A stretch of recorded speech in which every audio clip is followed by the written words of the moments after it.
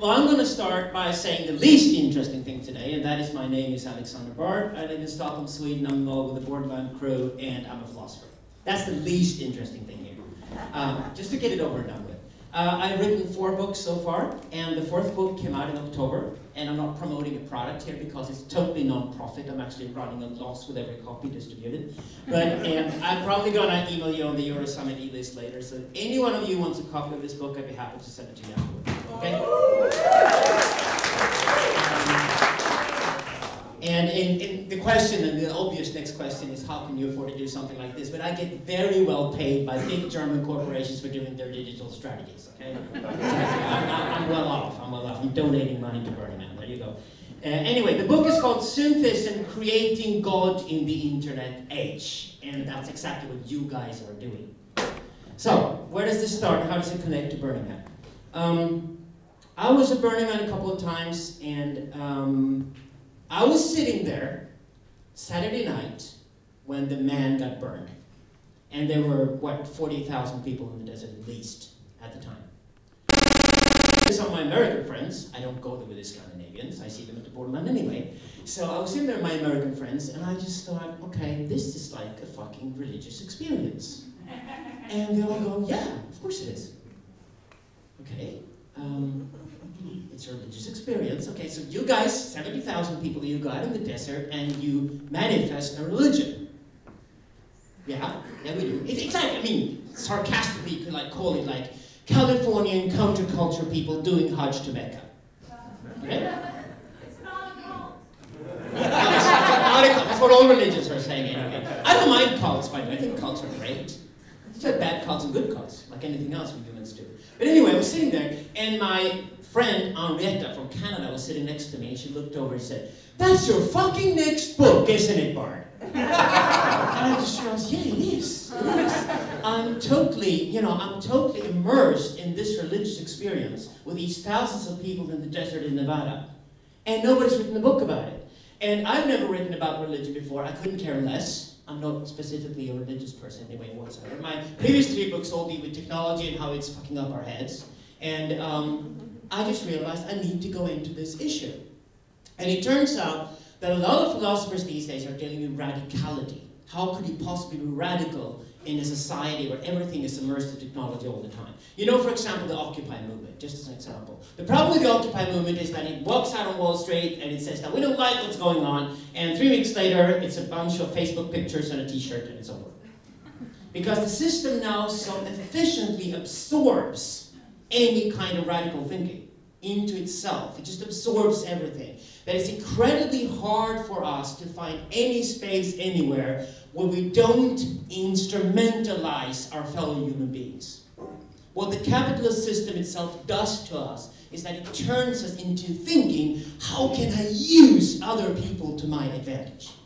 That's what money does to us. And the weird thing with Burning Man is that it's probably one of the few places in the world where after you walked around there for, say, 48 hours, you've been there for a couple of days, and if somebody comes up with you with a product of some kind trying to promote it, you just go, oh, don't do that here, please, this is Burning Man. This is sacred space. And the most sacred space we could think of in contemporary society is a space that de-instrumentalizes our relations with other human beings, so we actually see a real human being standing in front of us. That's what you do at Burning Man after a couple of days. You walk up to somebody who you don't know, you kiss them and you hug them and you love them, and you walk on, knowing you're probably never ever going to meet them again, because you just met the human being that is in every one of us. And that is what religion always tried to do when it did things right. So I'm going to go into a couple of terms here. Let's see. I'm doing theory, okay? Theory is not opposed to practice. Theory is practice's wonderful little beautiful twin. Okay? So theory and practice should always collaborate. That is why I so immensely respect artists like Nadara, for example. I so immensely respect people who do practice. I immensely respect all you guys who are out there doing practice, making sure all these burns can happen. But my little job is to be the theory guy, and I give you a perfect example of what theory does when it does its job properly. The 10 principles of Burning Man is philosophy. It is theory. And theory diverts our interests and our desires towards a point where our desires become like a creative laser beam, so we do the right thing. If we don't have proper theory, everything becomes chaos. So, now you respect theory a bit, right? So I'm going to bring in a couple of terms here. One is a term that makes a lot of people incredibly uncomfortable. It's the word religion. I'm more uncomfortable with the word spirituality, but most people prefer that. But as a philosopher, what I do is that I go into etymology. I study where words come from and what they really are supposed to mean. And religion is actually a beautiful word that we should reconquer and we should own, because we're all practicing a religion here. Religion comes from the medieval French religare, originally Latin root, meaning that which connects people to each other. It's got nothing to do with any gods. That's called theism, if you believe in God. No, religare is anything that can connect people to each other so that we can start loving and connecting with each other and do wonderful things together. So, religion is actually the original word for what we call participatory culture. And you don't mind being called participatory culture people, right? No. So, I thought, okay, this is one of the wonderful things with philosophy is that philosophers often get accused of making up new words all the time. But we have to, because sometimes you need new words because things are genuinely new. But it's wonderful to actually reconquer old words, take them back and redefine them. Or bring back the original meaning. In this case, the word religion. So I don't have a problem anymore using the word religion or saying that I'm a religious person. Because, yeah. And like all really good religion, it's not really started by us theorists and philosophers. It's actually started by people through a practice. You know? It starts with a practice. And there's fucking hundreds of thousands of people out there practicing a religion. So my job is a luxury job. It's just trying to define it and help them take it to the next level. That's where I come in. The other word here is a word. We had a beautiful sort of proto-philosophical speech yesterday morning by Mariam. I loved your speech, Mariam. And Mariam brought up something incredibly important here that strikes a chord with me as a philosopher, and it's the word transformation. And I think if we try to define what Burning Man has been to us, and we would like Burning Man to be to other people as a gift from us to them, it's the word transformation. Transformation itself is a neutral word. It just means a drastic change of some kind. But in this case, it is actually positively loaded. For the simple reason that whatever you have been in your life, you've already been that. You don't need to do it again. Life is a fucking bucket list of things. And once you've done something, you don't necessarily need to do it again. It's probably more challenging and rewarding and growing and all those things to do something you haven't done before. So in this case, transformation simply means that you go to Burning Man and you come out of experience 7 days later as a completely different human being. Possibly for the better. Because you experienced more, you become wiser, and you've gone from being an absorbing entity, which is what we all are as children, into one who can give and give to others. The older you get, the more you like to give. And the more experienced you are, the more burns you've been to. Eventually, going to burn is not about you and your expectations and your transformation. It's about helping other people being transformed. That's when you become a leader. So transformation is key here. And it turns out the transformation is at the core of really good religion. And one of the terms that Dara uses that we use a lot in the book is the term the infinite now. And this is when religion gets really interesting, because this is actually a paradox. Now is like the tiniest entity of time we could think of. Actually, your brain is programmed towards thinking that now is something that is about 8 seconds into the past and 8 seconds into the future, and that's about it. There's a sense of now around things right now, okay? Infinity is just another word for something that doesn't have an end, which is, of course, the exact opposite of a now, which goes towards the infinitesimal instead. But the great thing is to get to the spiritual language, to be a bit poetic about things, to really get to the core of truth. Paradox is often very, very useful, because this is how we describe something that cannot really be described in words. And the paradox keeps our brains alive, it keeps our minds alive. We cannot really fixate something that in itself is paradoxical. And that's exactly why good religious terms often have paradox in them. And I would like you to consider this, because you can contemplate and meditate on these two terms, transformation and the infinite now, and then you're doing a religious practice. So where does the Burning Man come into all of this? Well, my work, you become a philosopher at the earliest when you're about 40 years old, because you get nothing to say before you're 40 years old. You read Nietzsche, and you read Hegel, and you read Kant, and you read Plato, and you read Hannah Arendt, and you read all these philosophers, and you think you understand them, and then 5 years later you discover, no, I really didn't get Nietzsche at all, I have to reread it again. And then finally you're beginning to grab it, and you feel, okay, I'm finally becoming a philosopher in the sense that I'm getting this. It's just like learning art before you can become an artist. And then you realize you're a useless artist unless you accomplish something truly original. The same thing goes for philosophy. Philosophy, by the way, is not a science. It is an art form. Okay? I'm an artist in words. Philosopher is the opposite of a poet. A poet is a person who produces new words to confuse you even more and make the world even more ambivalent. That is why poets are useless philosophers. I'm a philosopher. That means I'm involved with the absolutely useless trade of trying to nail reality in a few fucking words, which is of course absolutely hopeless. Doesn't make any sense. But still we try, just like we do art, just like we do philosophy, and just like we do religion. It doesn't have to have a purpose. It's something we do out of love, because we love doing it, and because it connects us to other people. Now, I've written 3 books in the past, and they're all about the internet. And I discovered that this is something I could actually write about, because Nietzsche and Kant and Hegel were not alive with the internet to the right. So there's something genuinely new to say. And the funny thing with the internet is that it's a monster that we cannot control. It's controlling us, you have to admit it. You're a slave to your smartphone, whether you like it or not. It controls you. So, we have to deal with this world. And the internet is not good or bad. It's only a reflection of what we are and what we decide to do with it.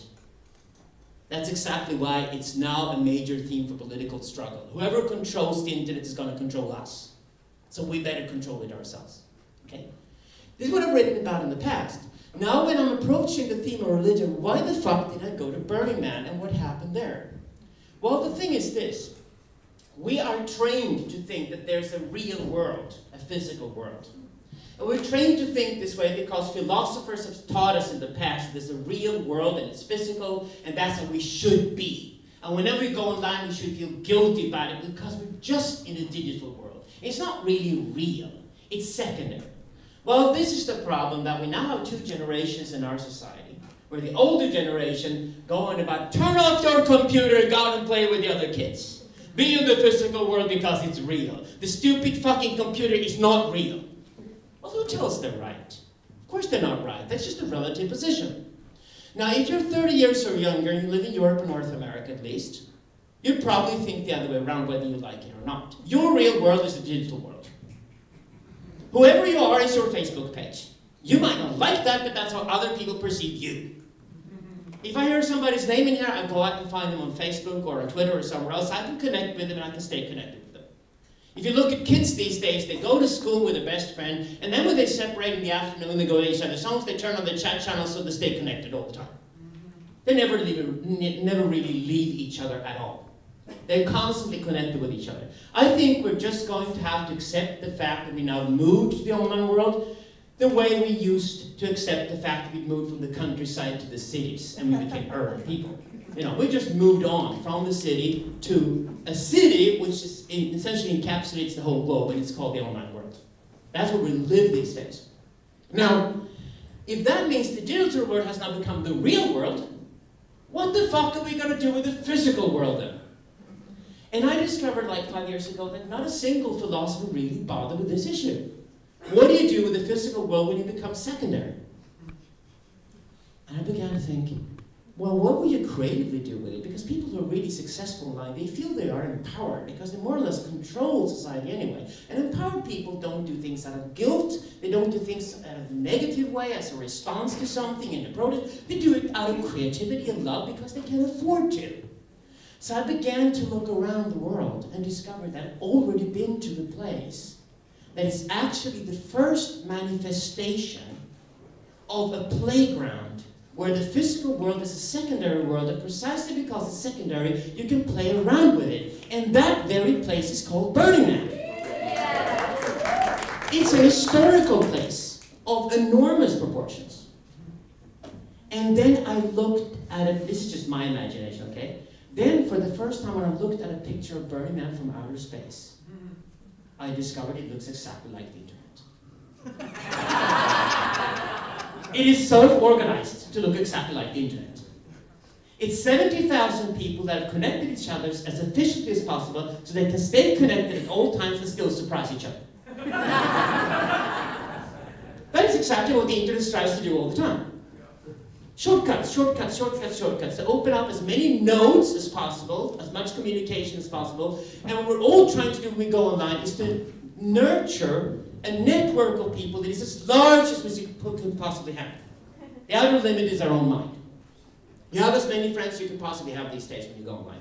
The internet works that way, Burning Man works that way. And that's when I got really interested and started to understand that, okay, the fourth book is absolutely given. The fourth book I write has to be a book on participatory culture. Now it's time for me to move from the online world and see, from the online world, start looking at the physical world. What do we do with it then? When it just becomes a playground and is no longer dead serious. Then I discovered something interesting where I think I can contribute. A lot of the stuff that goes on at Burning Man and other burns is ironic. But we use irony to cover ourselves, to protect ourselves from the real emotions, the real love, the real feelings, the real human beings we encounter, the real relations we have to deal with in our lives. We've been trained to use irony this way. We've been trained by the capitalist system itself to use it that way because we escape the pressure from the system by being ironic. And that's exactly why so many of the products of Burning Man, so far at least, have been products where you put something up and everybody has a good laugh. But the great thing here is that we've all also started training ourselves to think that underneath that ironic laughter, there's real seriousness there. Some people go to Burning Man and approach this through meditation. Some approach it through contemplation. Some approach it through artistic projects and playfulness. And some people go all the way and approach it through psychedelic experiences, which for me opened me up to spirituality, simply because it was the only thing that could get through the lead wall around my heart and touch me. We should defend these practices more than anything, because I think the next step for us as a movement is to move beyond the irony into the real, into reality itself. And I think we will become religious and spiritual, and dare I say it, political in the process, because we have the luxury of having put our foot on something incredible and tremendous that is probably more important than anything that's going on anywhere else in the world in our time.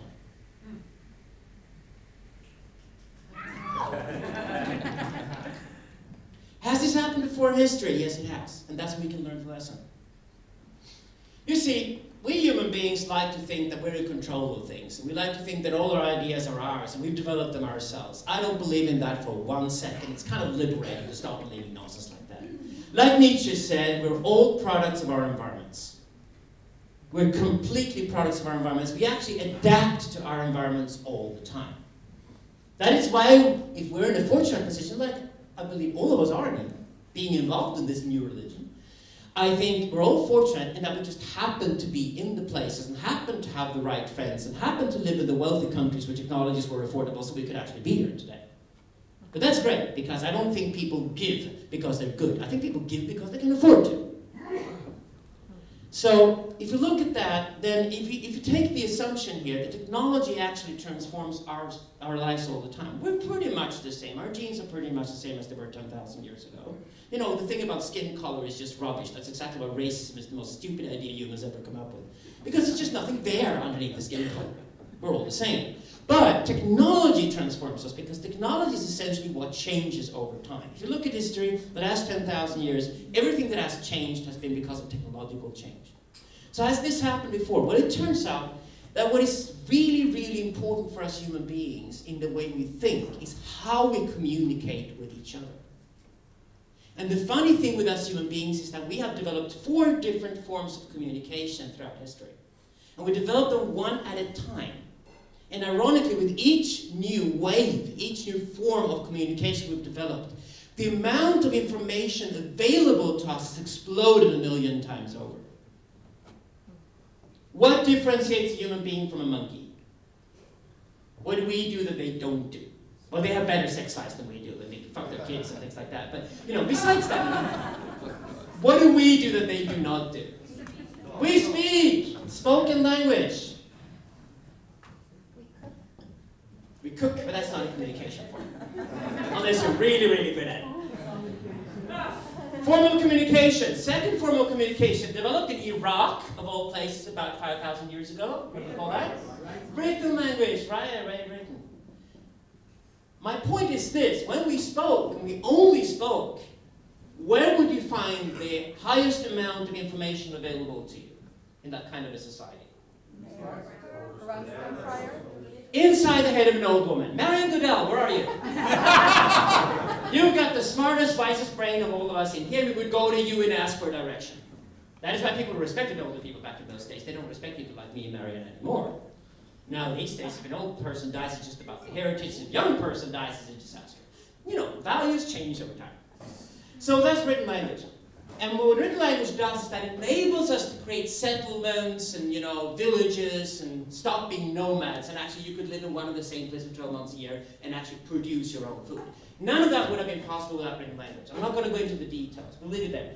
But what then happens is that some 600 years ago, we developed mass media through the printing press.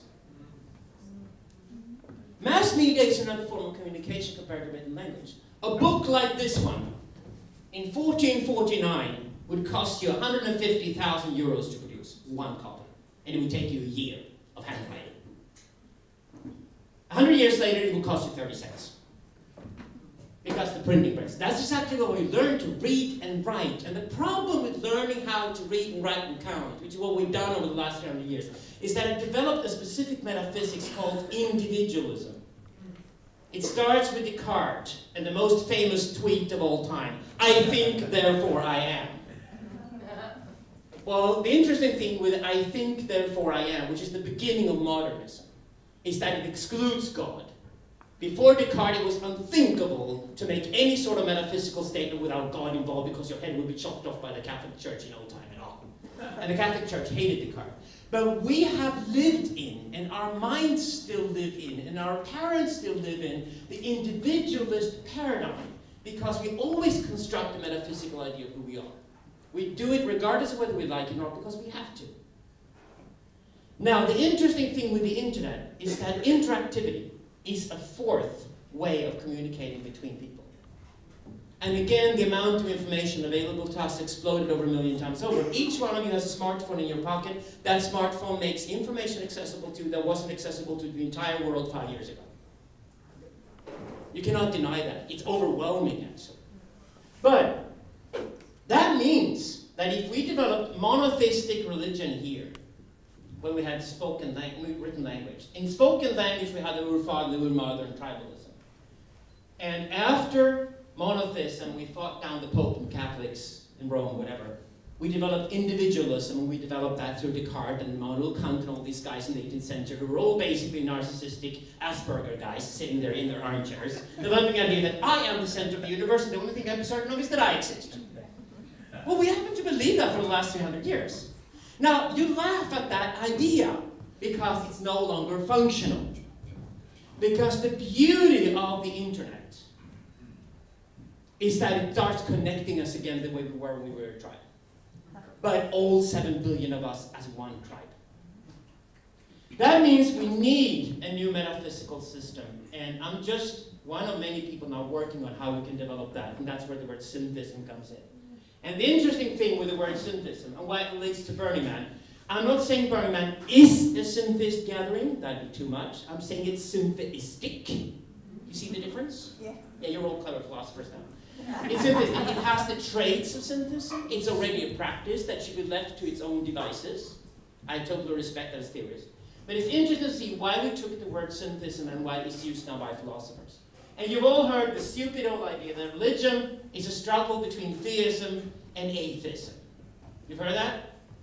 Like, either you believe in God or you don't believe in God. And if you don't believe in God, you're still sure what kind of God you're not believing in. Which is kind of a weird position. Yeah, I know exactly what you believe in, I don't believe in that. Well, how can you know that? You haven't been inside my brain. But atheists are really militant these days. They're really, really angry at theists. So they can fight it out, because I think this whole struggle is redundant and completely misses the point. Syntheism, I'm cutting it short, Max. Syntheism is Greek, and it means we create God. God has not created us. We create God. We've always created the gods. Yeah? But why don't we keep doing it? What's the problem? Yeah, I'm attacking the G word. I know it's really sensitive. But to finish this off, why am I provoking you to retake the God word here? I'm doing it because if you think of all the 7 billion people on the planet and all their dreams, and your dream is to make Burning Man permanent and not temporary, right? Take all your dreams. Take all these 7 billion people's dreams and project them into one single spot. And then put a name on that spot. What would that name be? God. Let's retake it. Thank you.